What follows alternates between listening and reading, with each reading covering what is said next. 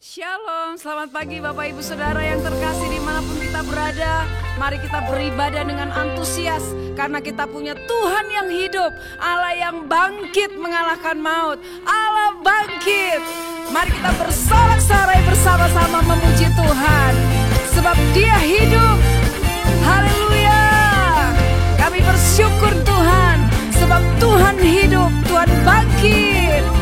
Allah bangkit, bersorak, sama-sama katakan, hey, Allah bangkit, bernyanyilah,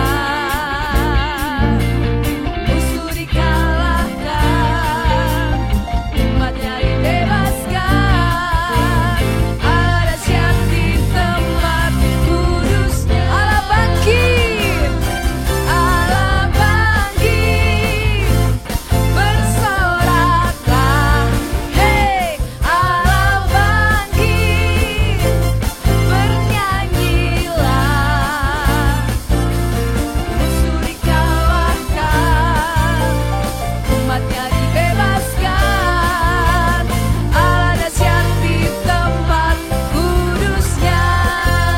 Mari kerahkanlah kekuatanmu ya Allah, tunjukkanlah kuasamu. Haleluya.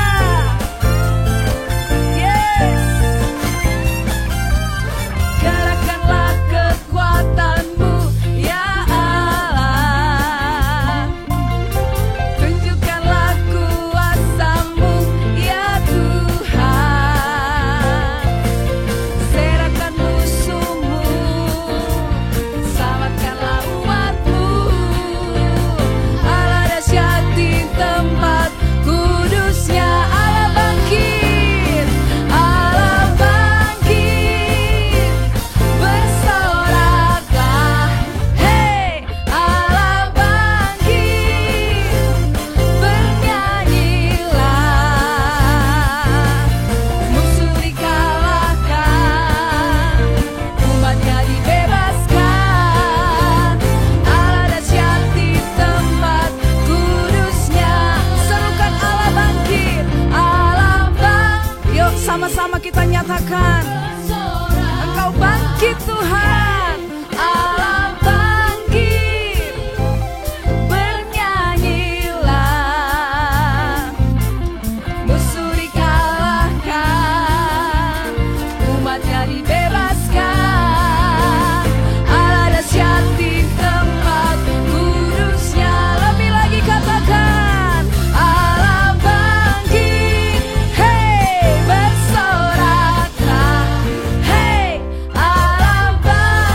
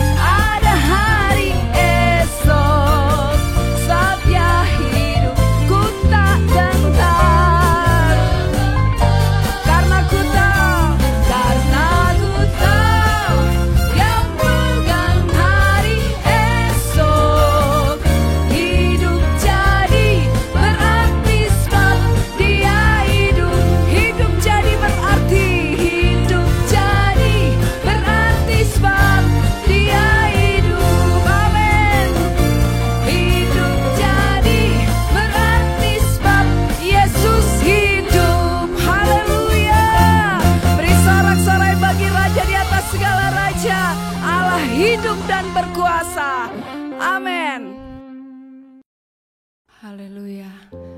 Terima kasih Tuhan, karena kami boleh mengenal Allah yang hidup, Allah yang bangkit dan mengalahkan maut. Bahkan Roh-Mu ada bersama-sama dengan kami, kemanapun kami melangkah, kemanapun kami pergi. Penyertaan-Mu sempurna atas kami Tuhan. Kami tidak bisa menjauhi Roh-Mu. Engkau ada di dalam kami, Engkau ada dalam setiap kami Tuhan.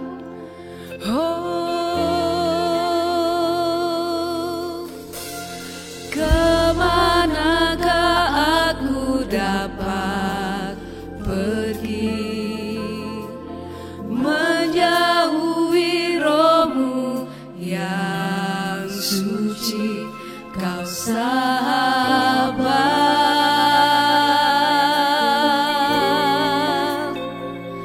dan Kau dekat.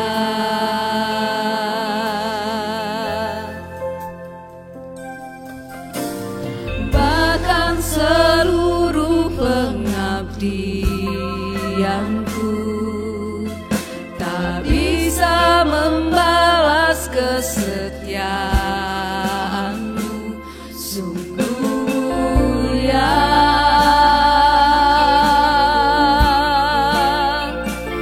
Dan berharga, sungguh besar pengorbanan-Mu bagiku, terlalu dalam untuk dimengerti. Sungguh besar,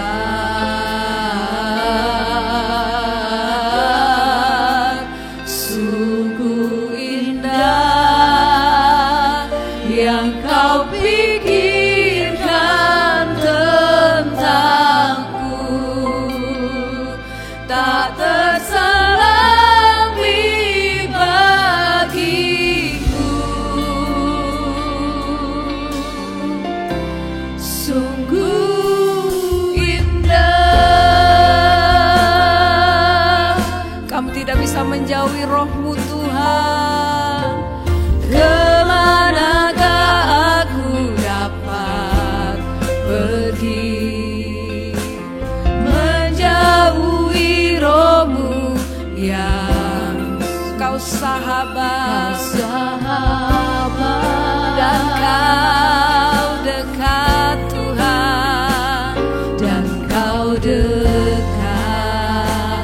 Bahkan seluruh pengabdianku Tuhan tidak dapat membalas kebaikan-Mu. Bahkan seluruh pengabdianku tak bisa membalas kesetiaan.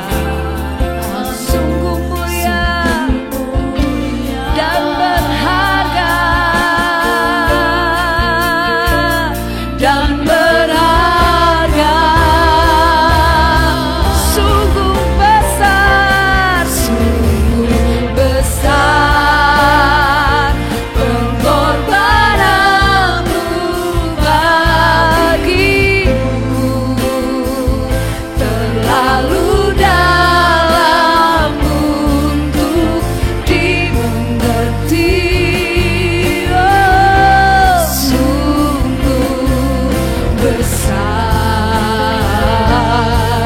oh, sungguh indah yang Kau pikirkan tentangku, tak terselami bagiku. Oh, sungguh indah. Mari nyatakan sama Tuhan.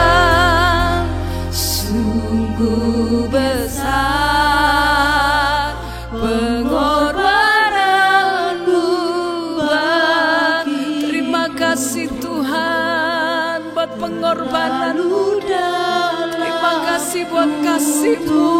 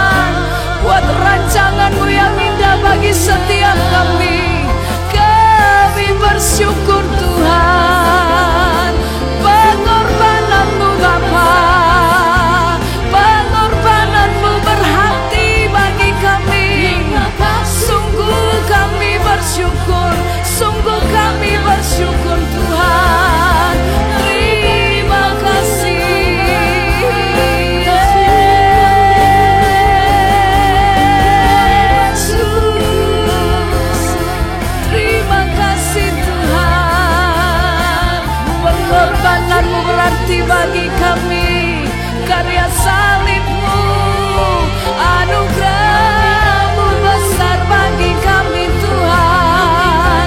Kami bersyukur, biar dari setiap hati kami, dari setiap bibir lidah umat-Mu keluar ucapan syukur, karena pengorbanan-Mu, karena anugerah-Mu, karena kebaikan-Mu, karena kasih setia-Mu.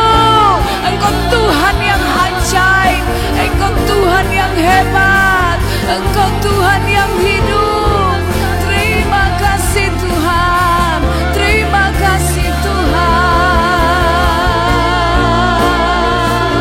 Kami bersyukur, kami bersyukur Tuhan. Haleluya. Biar hati kami penuh dengan ucapan syukur, karena perbuatan-perbuatan-Mu yang ajaib bagi kami. Terima kasih Tuhan, terima kasih Tuhan, terima kasih Bapa. Oh, ku bersyukur Bapa. Mari bersyukur sama Tuhan. Bersyukur Tuhan. Rasakan kasih setia Tuhan yang selalu nyata dalam kasih setia di dalam hidupku. Yes, Ku bersyukur,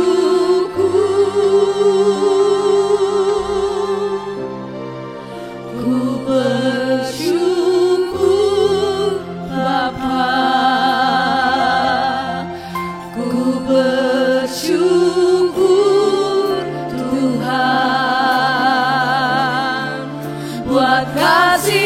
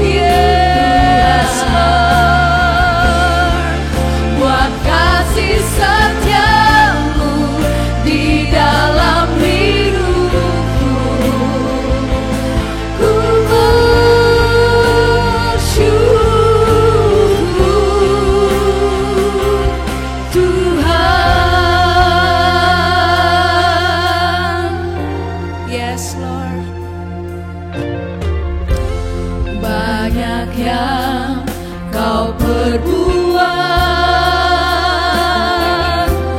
di dalam hidup. Rancangan indahmu, Rancangan indahmu terjadi di hidupku. Bapa yang mengerti segala yang ku perlu. amin. Kasih-Mu sempurna Nyata dalam hidupku, nyata dalam hidupku. mari sama-sama katakan, Ku bersyukur, ku bersyukur Bapa.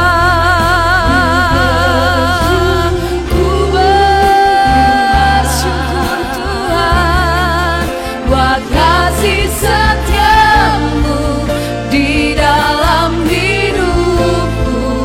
Ku bersyukur, ku bersyukur, ku bersyukur, kami bersyukur, ku bersyukur Tuhan buat kasih setia-Mu di dalam hidupku. Ku bersyukur, ku bersyukur,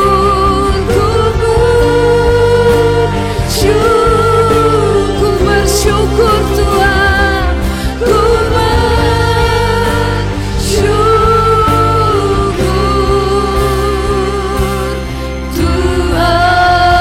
Tuhan. Kami bersyukur, haleluya, haleluya, haleluya. Kasih Tuhan. Shalom Jemaat yang dikasihi Tuhan, senang sekali saya Pendeta Rubin Adi Abraham bisa melayani Anda di dalam ibadah ini. Hari ini saya akan menyampaikan firman dengan judul Mewaspadai Teologi Kemakmuran. Pada masa kini ada ajaran yang berkembang mulai dari Amerika Serikat lalu ke berbagai negara termasuk Indonesia yang disebut sebagai teologi kemakmuran atau prosperity gospel. Disebut juga sebagai teologi sukses. Ada 3 hal utama yang ditekankan di dalam ajaran ini. Yang pertama, Tuhan ingin semua anak-anaknya sukses atau berhasil. Kedua, penebusan Yesus di salib termasuk mengangkat penyakit, kemiskinan, dan penderitaan. Dan yang ketiga, klaim apa saja kekayaan Allah yang kita inginkan dalam nama Yesus. Nah, sekarang mari kita dalami 3 hal tadi. Yang pertama, ajaran teologi kemakmuran berkata bahwa Tuhan ingin semua anak-anaknya berhasil atau sukses. Saya percaya ini adalah hal yang benar. Tuhan memang ingin memberkati dan membuat kita berhasil. Misalnya dalam Yosua 1 ayat 8 dikatakan, janganlah engkau lupa memperkatakan kitab Taurat ini, tetapi renungkanlah itu siang dan malam, supaya engkau bertindak hati-hati sesuai dengan segala yang tertulis di dalamnya. Sebab dengan demikian perjalananmu akan berhasil dan engkau akan beruntung. Tuhan menjanjikan keberhasilan bagi orang yang taat kepada firman-Nya. Bahkan dalam Mazmur 1 ayat 1-3 firman juga berkata, berbahagialah orang yang tidak berjalan menurut nasihat orang fasik, yang tidak berdiri di jalan orang berdosa, dan yang tidak duduk dalam kumpulan pencemooh, tetapi yang kesukaannya ialah Taurat Tuhan dan merenungkan Taurat itu siang dan malam. Ia seperti pohon yang ditanam di tepi aliran air yang menghasilkan buahnya pada musimnya dan yang tidak layu daunnya, apa saja yang diperbuatnya berhasil. Kata pertama berbahagialah, kata terakhir berhasil. Tuhan menjanjikan kebahagiaan dan keberhasilan bagi orang yang taat akan firman Tuhan. Tetapi saudara, keberhasilan atau sukses janganlah semata-mata diukur dengan kekayaan materi. Seakan-akan kalau seseorang itu tidak kaya berarti dia tidak diberkati Tuhan. Saudara, saya percaya bahwa berkat itu bukan hanya uang, duit, materi. Berkat meliputi sesuatu yang lebih luas, misalnya kesehatan, keharmonisan keluarga, dan tentu saja berkat yang terbesar adalah keselamatan di dalam Kristus. Sebab buat apa kita kaya raya tapi mati masuk neraka? Orang yang beriman kepada Kristus dijamin hidup kekal, memperoleh sorga yang abadi. Nah, saya yakin bahwa orang Kristen yang hidup dalam berkat adalah orang yang melakukan kehendak Allah. Orang yang melakukan misi Allah di bumi. Jadi suksesnya itu bukan diukur oleh berkat materi, tetapi suksesnya itu adalah ketika dia sukses, berhasil melakukan apa yang dikehendaki oleh Allah. Dalam Yohanes 4 ayat 34, Yesus pernah berkata, makananku ialah melakukan kehendak Dia yang mengutus aku dan menyelesaikan pekerjaannya. Apa kehendak Bapa? Apa misi Yesus ketika datang di dunia? Mati di kayu salib untuk menebus manusia dari segala dosanya. Dan di salib itulah Dia juga berkata, sudah selesai. Berarti Dia sudah menuntaskan apa yang Bapa perintahkan untuk Dia lakukan. Ini adalah sukses dalam pandangan Tuhan. Mungkin dalam pandangan manusia Yesus tidak sukses. Yesus mati di kayu salib, apa suksesnya? Tetapi saudara ingat, kesuksesan sejati adalah kalau kita melakukan kehendak Bapa, kalau kita menjalankan misi yang Bapa telah tentukan bagi kita ketika kita ada di dunia. Saudara, karena Yesus walaupun Dia mati menebus dosa kita, tapi jangan lupa Dia bangkit. Dia menang atas maut dan Dia naik ke sorga supaya setiap orang yang percaya kepadanya tidak binasa melainkan beroleh hidup yang kekal. Nah, jadi kita harus tahu apa yang merupakan kehendak Allah dan melakukan kehendaknya. Kehendak Allah yang sangat penting dicatat dalam Matius 28 ayat 19. Pergilah, jadikanlah semua bangsa muridku. Maka kita harus sungguh-sungguh menuntaskan amanat agung Yesus dengan memberitakan Injil, memberitakan tentang Yesus supaya orang diselamatkan. Itulah keberhasilan sejati yang kita harus kejar. Bukan mengukur uang yang banyak sebagai simbol daripada kesuksesan. Nah, di sini kita harus memilih dua gaya hidup yang berbeda. Yang pertama seperti Salomo, raja yang kaya raya, nyaman, luar biasa. Bahkan istri serta gundiknya 1000, saudara. Wah, kenikmatan duniawi dia rasakan. Tapi ternyata akhirnya dia menyimpang dari jalan firman, mulai menyembah berhala. Untung akhirnya setelah dipukul oleh Tuhan, disadarkan oleh Tuhan, dia merasa kekosongan di dalam hatinya. Dia berkata semuanya sia-sia. Pada akhirnya dia kembali ingat kepada Tuhan. Ataukah gaya hidup yang kedua, yaitu gaya hidup yang ditempuh oleh Musa, di mana dia meninggalkan kekayaan dan kenikmatan Mesir karena dia ingin mengejar rencana sorgawi bagi dirinya. Ibrani 11 ayat 24-26 berkata, karena iman maka Musa setelah dewasa menolak disebut anak putri Firaun, karena ia lebih suka menderita sengsara dengan umat Allah daripada untuk sementara menikmati kesenangan dari dosa. Ia menganggap penghinaan karena Kristus sebagai kekayaan yang lebih besar daripada semua harta Mesir, sebab pandangannya ia arahkan kepada upah. Kenikmatan dosa dia tolak, dia mau bergabung dengan umat Tuhan, menderita. Tapi Tuhan memakai dia menjadi pemimpin besar Israel yang membawa orang Israel keluar dari negeri Mesir, negeri perbudakan, menuju tanah perjanjian, yaitu Kanaan. Gaya hidup mana yang saudara mau pilih? Gaya hidup Salomo yang nikmat luar biasa tapi akhirnya membuat dia jauh dari Tuhan, atau gaya hidup Musa yang justru meninggalkan kenikmatan duniawi yang ditawarkan kepada dia untuk dia mengejar misi Allah? Gaya hidup Musa yang kedua ini adalah juga yang dipilih oleh Paulus, seorang pemuka Yudaisme yang menganiaya orang Kristen, tapi kemudian dia berjumpa dengan Kristus, bertobat dan menjadi penanam gereja di berbagai tempat sambil membuat tenda untuk mencukupkan kebutuhan dirinya. Dia menjadi rasul yang berdampak. Dia menulis hampir setengah atau bahkan setengah lebih dari kitab-kitab perjanjian baru yang sekarang menjadi tuntunan di dalam kehidupan rohani kita. Jadi sukses sejati Artinya kita bernilai kekal, berguna bagi kerajaan Allah.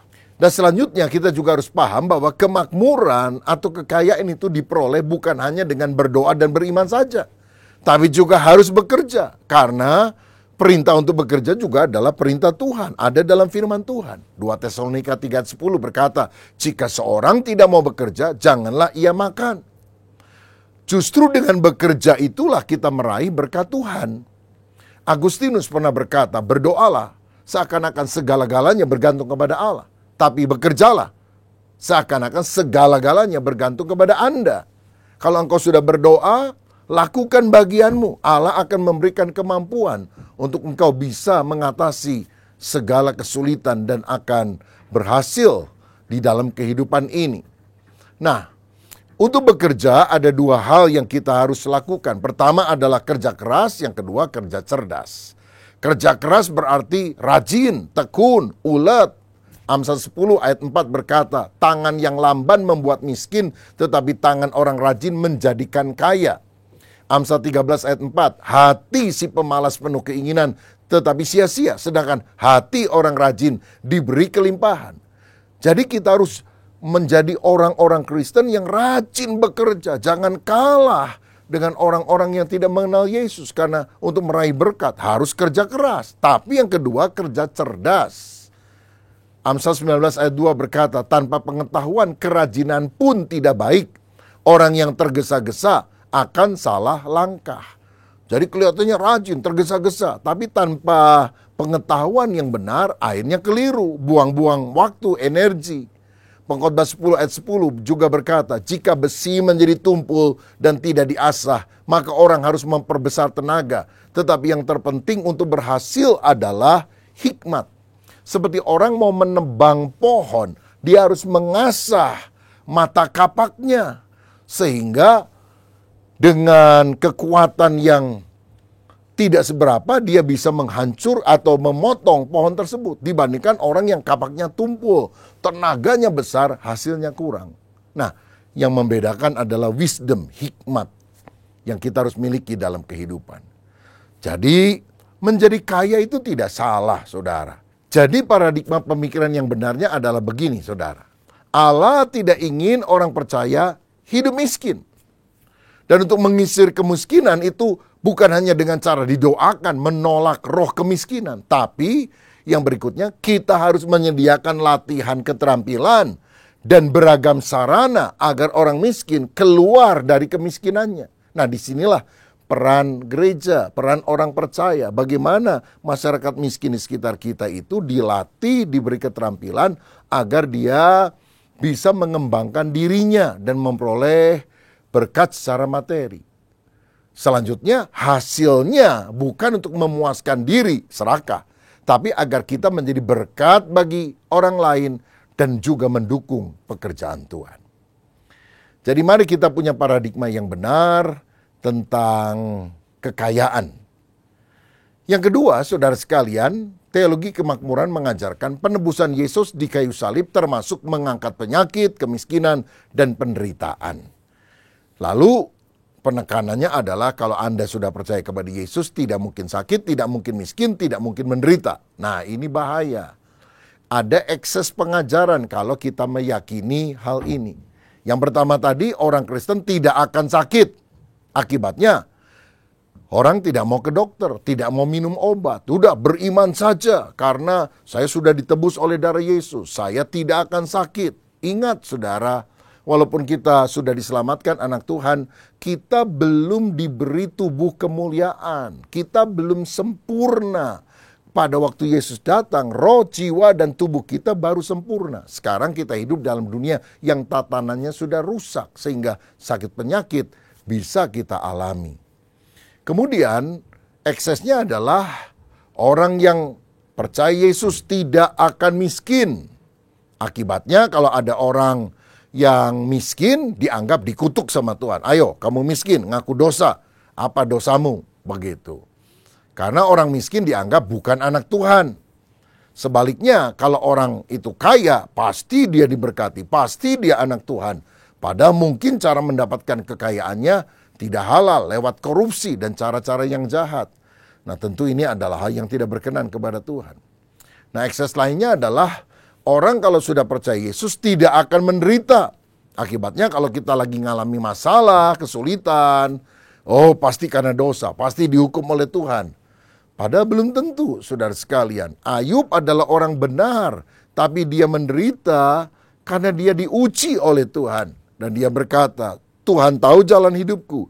Seandainya ia menguji aku akan timbul seperti emas. Imannya makin murni. Bahkan akhirnya setelah dia didapati murni, diberkati dengan berkat 2 kali lipat ganda. Nah, saudara-saudara, jadi pandangan yang berkata orang yang sudah percaya pada penebusan Yesus itu tidak akan sakit, tidak akan miskin, tidak akan menderita.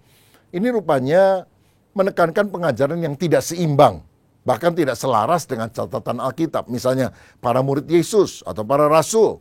Mereka dipakai Tuhan menyembuhkan orang sakit, membuat mujizat dengan kuasa Tuhan.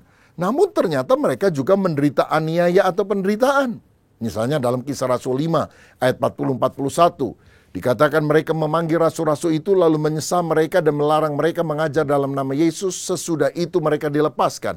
Rasul-rasul itu meninggalkan sidang mahkamah agama dengan gembira. Karena mereka telah dianggap layak menderita penghinaan oleh karena nama Yesus. Mereka menderita, mereka dianiaya, saudara. Sebagai pengikut Kristus. Tapi justru mereka bergembira karena mereka dianggap layak mengikuti, meneladani apa yang Yesus sendiri sudah alami, yaitu menderita bahkan mati di atas kayu salib. Saudara-saudara, lebih jauh para rasul, murid Tuhan juga bisa sakit dan lemah secara fisik, walaupun mereka sungguh-sungguh beriman. Misalnya dalam 1 Timotius 5 ayat 23, Rasul Paulus bicara kepada anak rohaninya Timotius, agar Timotius itu mencampurkan sedikit anggur ke dalam air, bukan untuk mabok-mabokan, saudara. Karena pencernaan Timotius seringkali terganggu dan tubuhnya sering lemah. Rasul Paulus sendiri berkata bahwa dia bergumul dengan duri dalam daging. Nah, ini memang ada dua penafsiran yang berbeda. Itu bisa dipahami sebagai pergumulan spiritual, tapi ada juga penafsir yang berkata sakit jasmani yang diderita oleh Paulus karena dia sering mengalami aniaya di dalam pelayanan. Dalam 2 Korintus 12 ayat 10, Paulus juga pernah berkata, karena itu aku senang dan rela di dalam kelemahan, di dalam siksaan, di dalam kesukaran, di dalam penganiayaan, dan kesesakan oleh karena Kristus. Sebab jika aku lemah, maka aku kuat. Ya tentu Paulus bukanlah orang yang menikmati penderitaan, sadomasokis, yang justru mengalami kepuasan kalau disiksa. Tidak demikian. Tapi dia sadar walaupun dia mengalami banyak aniaya, sakit, kelemahan, pada saat itu dia bergantung kepada Allah. Sehingga pada waktu aku lemah, aku kuat secara iman kepada Tuhan. Bahkan para murid Tuhan juga, para rasul, mengalami kekurangan. Tidak kaya. Saudara, ya saya tahu ada tokoh Alkitab yang kaya, Abraham kaya, Ayub kaya, tapi tidak semuanya kaya raya. Sebab dalam 2 Korintus 11 ayat 9, Paulus berkata, dan ketika dalam kekurangan di tengah-tengah kamu, aku tidak menyusahkan seorang pun, sebab apa yang kurang padaku dicukupkan oleh saudara-saudara yang datang dari Makedonia. Dalam segala hal aku menjaga diriku supaya jangan menjadi beban bagi kamu dan aku akan tetap berbuat demikian. Jadi Paulus mengalami kekurangan, saudara, tapi diberkati oleh jemaat Makedonia yang kalau saudara baca dalam Alkitab itu jemaat miskin, saudara. Dan Paulus bilang aku tidak mau membebani mereka, karena itu dia bekerja sebagai pembuat tenda. Sehingga dia bisa mencukupkan kebutuhan sehari-hari sambil dia tetap memberitakan Injil. Intinya, apapun yang kita kerjakan, ayo kita jaga hati nurani yang murni, andalkan Tuhan, jangan tergoda oleh kenikmatan dunia, belajar mencukupkan diri dalam segala keadaan. Kalau memang berkat kita sedemikian, hidup sederhana, jangan terlalu banyak bermimpi, saudara-saudara, apalagi menggunakan kata Tuhan untuk memenuhkan seluruh keinginan kita. Hidup kita ini fokusnya Kristus, bukan fokus kepada diri kita. Nah, teologi kemakmuran juga yang ketiga mengklaim apa saja kekayaan Allah yang dicatat dalam Alkitab yang kita mau, yang kita inginkan dalam nama Yesus itu kita bisa dapatkan. Klaim saja, ya. Kamu ingin punya motor, kamu ingin punya mobil. Kamu kan anak raja, diklaim dalam nama Yesus. Aku dapat mobil, aku dapat rumah besar, aku dapat bonus yang banyak, aku dapat hadiah yang besar, aku dapat gaji yang luar biasa. Nah, saudara, ayat yang sering digunakan misalnya Mazmur 37 ayat 4.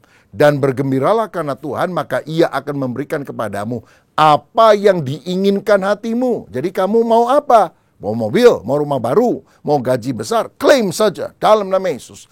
Aku klaim berkat-berkat Allah, aku terima. Padahal saudara mesti tahu, Mazmur 37 ayat 4 itu kan dijelaskan dulu keinginan seperti apa sih yang Tuhan akan kabulkan. Itu kan ayat sebelumnya ayat 3.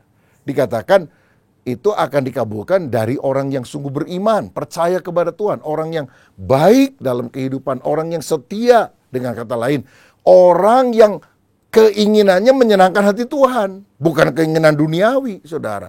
Jadi kalau orang hatinya lurus, ingin menyenangkan hati Tuhan, keinginan dia itu nggak macam-macam, bukan hanya sekedar harta duniawi, tapi bagaimana supaya kita ini bisa melakukan kehendak Tuhan. Dan kebutuhan sehari-hari, tentulah Tuhan juga tidak akan lupakan, Dia akan memberkati. Karena kita kan memang adalah anaknya. Jadi keinginan kita itu harus sesuai dengan kehendak Tuhan. Nggak bisa sembarang klaim apa yang kita mau. 1 Yohanes 5 ayat 14 berkata, dan inilah keberanian percaya kita kepadanya, yaitu bahwa Ia mengabulkan doa kita jikalau kita meminta sesuatu kepadanya menurut kehendaknya. Nah, ada kehendak Tuhan, keinginan Tuhan. Bukan keinginan kita saja yang dituruti. Keinginan kita ini harus cocok dengan keinginan Tuhan. Lagi pula dalam Filipi 4 ayat 19 dikatakan, Allahku akan memenuhi segala keperluanmu menurut kekayaan dan kemuliaannya dalam Kristus Yesus. Jelas ayat ini bilang, yang Tuhan akan sediakan keperluanmu, bukan segala keinginanmu. Maksudnya keinginan daging, keinginan hawa nafsu dunia, tentu tidak. Tetapi apa yang merupakan keperluan kita yang utama, Tuhan janji Dia akan sediakan. Bukankah Tuhan pernah bilang burung di udara itu juga Tuhan pelihara? Apalagi kita orang yang percaya, saudara. Tetapi tentu saja keinginan kita harus sesuai dengan kehendak Tuhan. Nah, memang kita harus tahu kekayaan rohani yang Tuhan sediakan dan mengimani bahwa Tuhan akan memberikan yang terbaik bagi kita. Tetapi soal mengklaim janji-janji Allah ini tampaknya terlalu menekankan atau mengutamakan hak lebih daripada tanggung jawab. Lebih berpusat pada keinginan diri, bukan berpusat kepada Tuhan. Sebetulnya kita harus berpikir, Tuhan apa yang Engkau mau, bukan apa yang aku mau. Saudara, untung nggak memiliki Yesus sebagai Tuhan kita? Oh, tentu kita untung. Tapi masalahnya kira-kira Tuhan untung gak punya anak seperti saudara? Mari kita berdoa, Tuhan, biar hidupku menguntungkan kerajaan sorga. Bukan hanya cari untung dari Engkau dengan kehidupan ini. Ingat, fokus kita bukan diri. I, me, selfish. No, fokus kita adalah Kristus. Dia adalah kurios, Tuhan. Sedangkan kita adalah doulos, budak daripada Dia. Saudara, lagi pula kalau kita doanya, aku klaim dalam nama Yesus, aku klaim ini, aku klaim ini. Emang Tuhan perusahaan asuransi? Jadi kita berhakkah mengklaim-klaim Dia? Kita itu kalau meminta kepada Tuhan, kita ini cuma debu tanah, saudara. Minta dengan rendah hati kepada Tuhan. Dalam bahasa Latin ada doa yang berbunyi Kyrie eleison, Kyrie eleison. Artinya apa? Tuhan kasihanilah kami. Ya Tuhan kasihanilah kami. Bukankah itu sikap hati yang benar dari seorang yang sangat sederhana, yang merindukan kasih karunia, anugerah daripada Tuhan. Sebab semua berkat itu bersumber dari Dia. Nah, dulu kan saudara ada pengajaran hyper grace yang tidak seimbang karena menekankan anugerah tapi kebablasan. Artinya terlalu berlebihan, too much begitu. Sehingga yang ekstrim mengajarkan Anda akan tetap selamat walaupun Anda tetap berbuat dosa. Nah, tentu ini tidak kita terima. Nah, teologi kemakmuran juga memang menekankan berkat Tuhan, penyediaan Tuhan. Dalam satu sisi benar, saudara, tapi kebablas, tidak seimbang, keterlaluan, too much. Karena menekankan karya Kristus menjamin orang percaya pasti sukses, pasti kaya, pasti tidak akan sakit, pasti tidak akan menderita. Memang benar Tuhan ingin memberkati dan menyembuhkan kita. Tetapi tidak berarti kalau ada orang yang tidak kaya, berarti dia adalah orang yang dibenci oleh Tuhan. Kita harus seimbang dalam pengajaran firman. Nah karenanya, ingat beberapa prinsip yang benar. Saya pakai akronim KAYA, K-A-Y-A. Yang pertama, K. Kita berharga bukan karena harta. Karena itu jangan minder atau sebaliknya sombong karena harta. Jadi kalau saudara sombong ketika engkau punya banyak harta, engkau pasti minder kalau engkau sedikit harta. Karena harga dirimu diletakkan pada harta tersebut. Sebetulnya kita berharga bukan karena kaya atau miskin. Kita berharga karena kita sudah ditebus oleh darah Yesus. 1 Petrus 1 ayat 18 dan 19 berkata, sebab kamu tahu bahwa kamu telah ditebus dari cara hidupmu yang sia-sia yang kamu warisi dari nenek moyangmu itu, bukan dengan barang yang fana, bukan pula dengan perak atau emas, melainkan dengan darah yang mahal, yaitu darah Kristus, yang sama seperti darah anak domba yang tak bernoda dan tak bercacat. Karena inilah kita harus sadar kita berharga karena kita dikasih oleh Yesus. Yesus rela mati buat kita. Bukan karena baju yang kita pakai, tas yang kita gunakan, merek mobil yang kita tumpangi. Jadi jangan serakah saudara. Miliki hati yang merasa cukup dengan berkat Tuhan. Udahlah, itu yang paling bahagia. Saudara ingat nggak dalam Amsal 30 ayat 7-9 ada seorang bernama Agur bin Yake berdoa. Ini bagus doanya. Dia bilang, 2 hal aku mohon kepadamu, jangan itu kau tolak sebelum aku mati. Yakni, jauhkanlah daripadaku kecurangan dan kebohongan. Jangan berikan kepadaku kemiskinan atau kekayaan. Biarkanlah aku menikmati makanan yang menjadi bagianku. Supaya kalau aku kenyang, aku tidak menyangkalmu dan berkata, siapa Tuhan itu? Atau kalau aku miskin, aku mencuri dan mencemarkan nama Allahku. Nah jadi saudara kita lihat, hidup yang bahagia itu adalah berikan aku apa yang menjadi bagianku. Hidup berkecukupan. Kalau kaya sekali lalu lupa diri, lupa daratan, menyangkal Tuhan, waduh bahaya. Tapi kalau miskin sampai mencuri, kan mempermalukan nama Tuhan. Biar aku hidup cukup dengan berkat Tuhan. Itulah yang dikatakan oleh Paulus dalam Filipi 4 ayat 11-13. Kukatakan ini bukanlah karena kekurangan, sebab aku telah belajar mencukupkan diri dalam segala keadaan.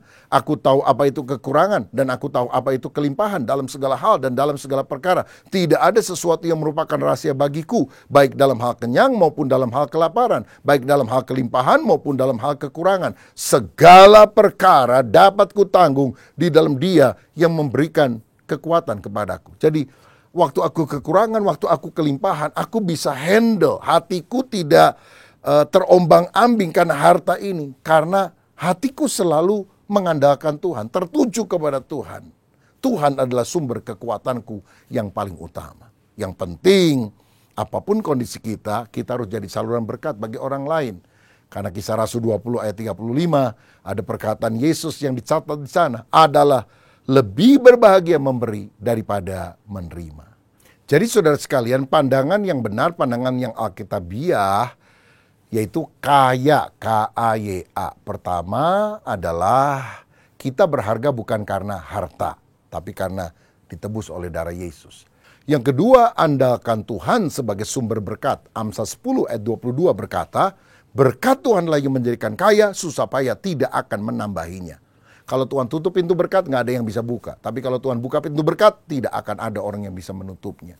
Carilah dahulu kerajaan Allah dan kebenarannya, maka semuanya itu akan ditambahkan kepadamu. Artinya utamakan Tuhan. Saudara ingat, Petrus menjala ikan sepanjang malam, nggak dapat apa-apa, perahunya kosong. Tetapi ketika Yesus hadir dalam perahunya, dia menebarkan jala, dia mendapatkan ikan dalam jumlah yang sangat besar, sehingga dia harus berbagi kepada orang lain.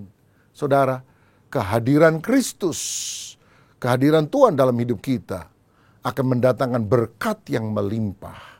Kalau kita sungguh memiliki hati yang benar. Tapi ingat, Petrus tidak terpesona terus kepada berkatnya. Karena kemudian dia tinggalkan jalannya dan perahunya dan menjadi penjala manusia. Ingatlah bahwa Tuhan yang memberikan kekuatan untuk kita bisa mendapatkan kekayaan. Jangan sombong dan bilang, gini-gini hasil keringat sendiri sehingga saya bisa kaya. Kalau Tuhan nggak kasih kita keringat, kita juga nggak keringetan loh saudara. Ulangan 8 ayat 17 dan 18 berkata, maka janganlah kau katakan dalam hatimu, kekuasaanku dan kekuatan tanganku lah yang membuat aku memperoleh kekayaan ini. Tetapi haruslah engkau ingat kepada Tuhan Allahmu, sebab dialah yang memberikan kepadamu kekuatan untuk memperoleh kekayaan, dengan maksud meneguhkan perjanjian yang diikrarkannya dengan sumpah kepada nenek moyangmu seperti sekarang ini. Saudara, karenanya jangan kita mengabdi kepada mamon, yaitu materi. Ya, kita harus tetap beribadah kepada Tuhan, mengandalkan Tuhan. Tuhan tidak mempermasalahkan harta yang saudara miliki. Abraham kaya, Ishak kaya, Ayub kaya. Tapi Tuhan mempermasalahkan apa yang memiliki hatimu, apa yang menguasai engkau. Nggak salah makan di restoran, nggak salah belanja, shopping, nggak salah traveling ke beberapa tempat yang bagus, menikmati pemandangan alam, tapi dalam batasan wajar. Karena kepuasan utama kita itu sebetulnya bukan mengejar perkara-perkara bendawi. Bukan mengejar perkara duniawi. Kepuasan utama kita adalah dalam persekutuan dengan Tuhan. Yang ketiga, yakinlah bukti kasih Allah terbesar adalah pengorbanan Kristus, bukan kemakmuran. Yesus rela untuk menyelamatkan kita lebih daripada kekayaan yang kita miliki. Roma 5 ayat 8 berkata, akan tetapi Allah menunjukkan kasih-Nya kepada kita oleh karena Kristus telah mati untuk kita ketika kita masih berdosa. Buat apa kaya tapi mati masuk neraka? Yesus telah mati bahkan ketika kita masih berdosa. Ada satu ayat terkenal, Yohanes 3:16 berkata, karena begitu besar kasih Allah akan dunia ini, sehingga Ia telah mengaruniakan apa? Anaknya yang tunggal, supaya setiap orang yang percaya kepadanya tidak binasa, melainkan beroleh hidup yang kekal. Banyak orang ingin mengganti dengan kalimat, karena begitu besar kasih Allah akan saya, sehingga Dia mengaruniakan rumah yang besar, mobil yang mewah, uang yang banyak. Oh, itu semua fana, saudara. Yang paling benar apa yang dicatat dalam Alkitab. Karena begitu besar kasih Allah, anaknya telah dikorbankan untuk menyelamatkan, untuk menebus dosa kita. Yakinlah bahwa berkat Allah yang terbesar adalah penebusan Kristus bagi kita. Dan yang keempat adalah akui berkat itu sarana bukan sasaran. Kejadian 12 ayat 1-3. Berfirmanlah Tuhan kepada Abram, pergilah dari negerimu dan dari sanak saudaramu dan dari rumah bapamu ini ke negeri yang akan kutunjukkan kepadamu. Aku akan membuat engkau menjadi bangsa yang besar dan memberkati engkau, serta membuat namamu masyhur dan engkau akan menjadi berkat. Aku akan memberkati orang-orang yang memberkati engkau dan mengutuk orang-orang yang mengutuk engkau, dan olehmu semua kaum di muka bumi akan mendapat berkat. Tuhan berjanji memberkati Abraham jadi bangsa yang besar. Dia akan masyhur. Kalau sekarang mungkin toko saudara jadi besar, pabrik saudara, usahamu jadi besar, namamu masyhur, followermu banyak. Tapi ingat, itu hanya sarana, bukan sasaran. Karena sasarannya apa?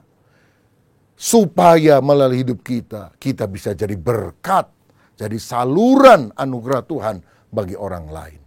Saudara, bangsa Israel itu miskin, dijajah Mesir 400 tahun, tapi mereka bisa kaya raya dalam semalam. Karena ketika mereka keluar dari Mesir, mereka minta harta Mesir, dikasih sebanyak-banyaknya oleh orang Mesir yang sedang kalap karena anak sulung mereka mati. Lalu orang Israel jadi kaya raya, punya emas, berlian dan sebagainya. Untuk apa? Kan mereka ada di padang pasir.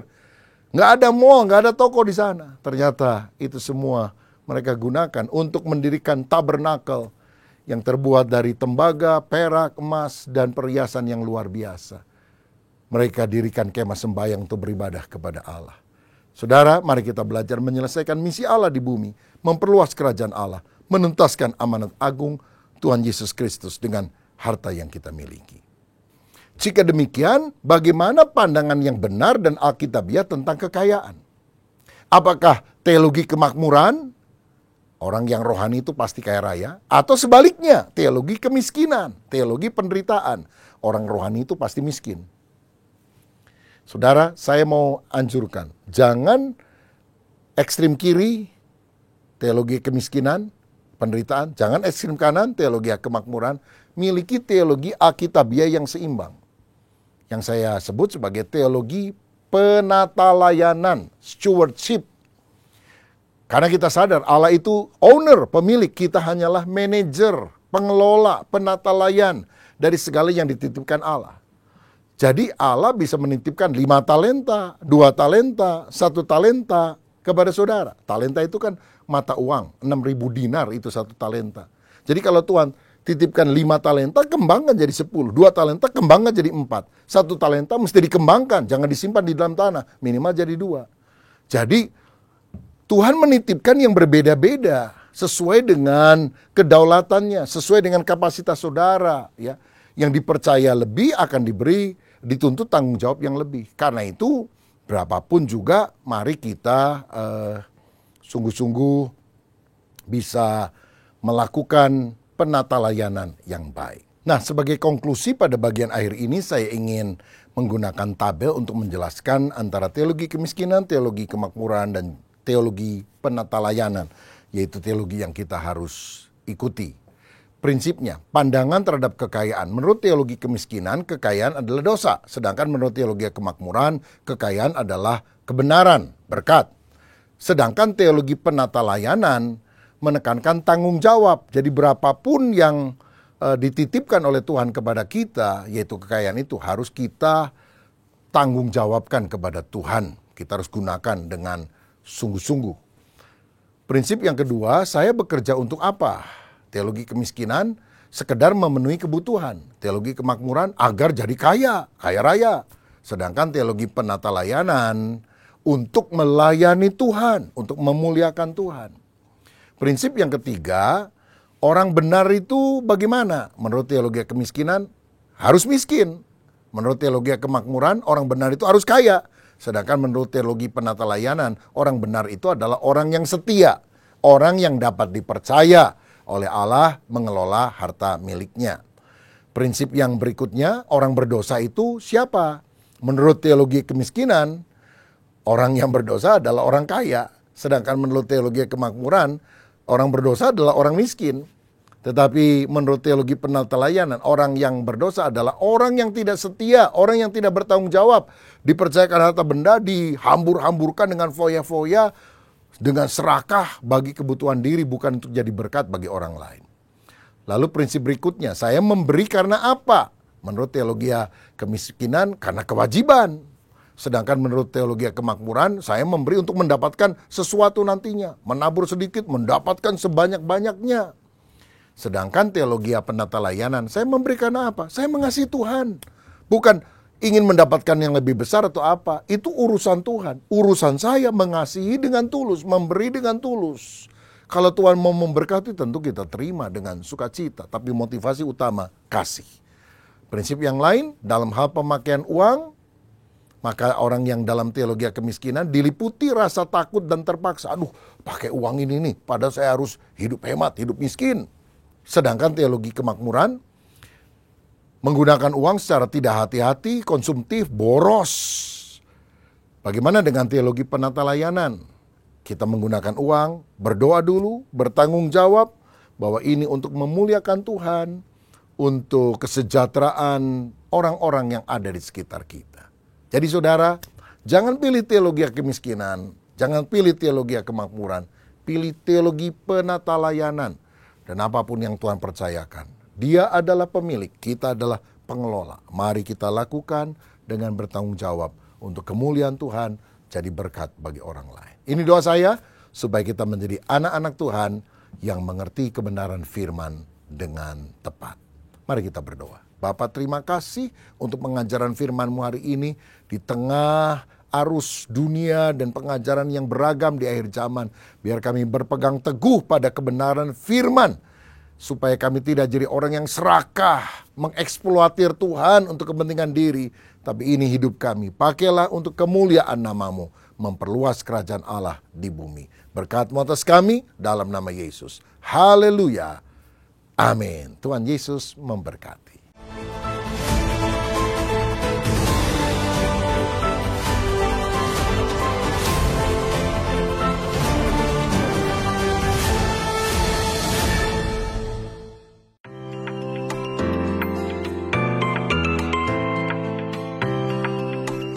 Shalom saudara, puji Tuhan, proses renovasi gereja di lantai 1 sudah mulai dilakukan.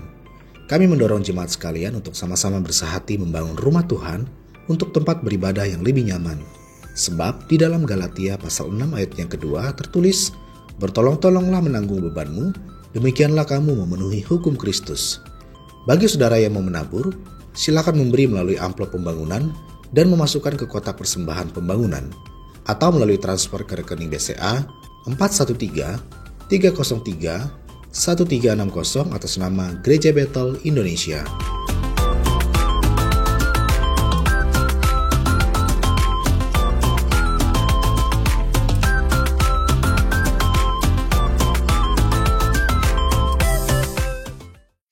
Shalom jemaat Tuhan, selamat datang dalam ibadah raya GBI Bethel Harapan Indah.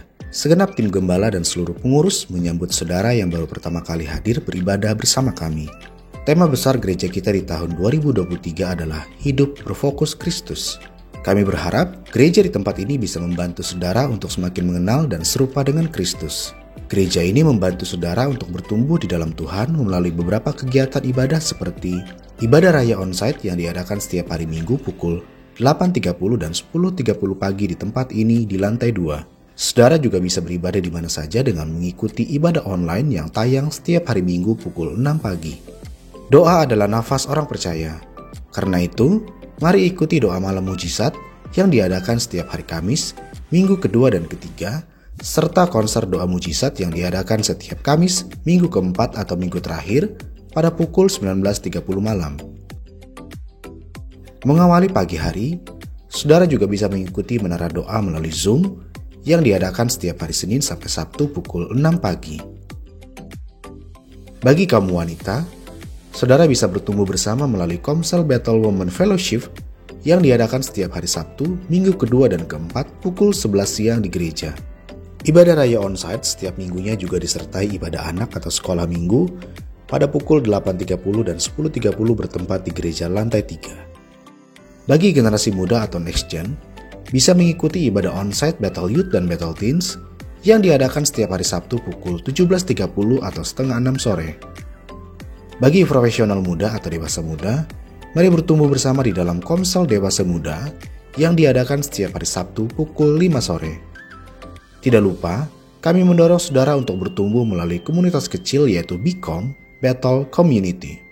Selamat hari Minggu, kami tunggu kedatangan saudara minggu depan. Tuhan Yesus memberkati. Terima kasih Bapak, ini doa dan pengharapan kami dan kami akan menerima berkat dari Tuhan. Sidang jemaat, mari angkat kedua tangan dan siapkan hati, terimalah berkat dari Tuhan.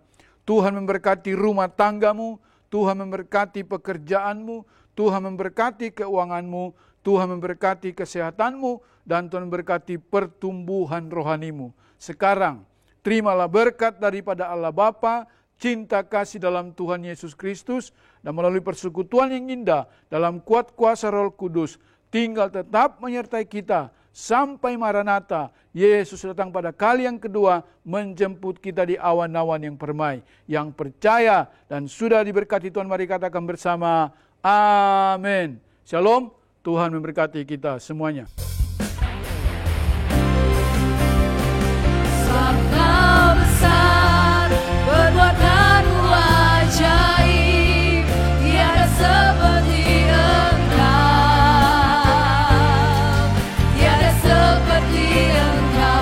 Sebab Engkau besar, perbuatanmu ajaib, tiada seperti Engkau, tiada seperti Engkau, tiada seperti Engkau, tiada sepertimu, tiada seperti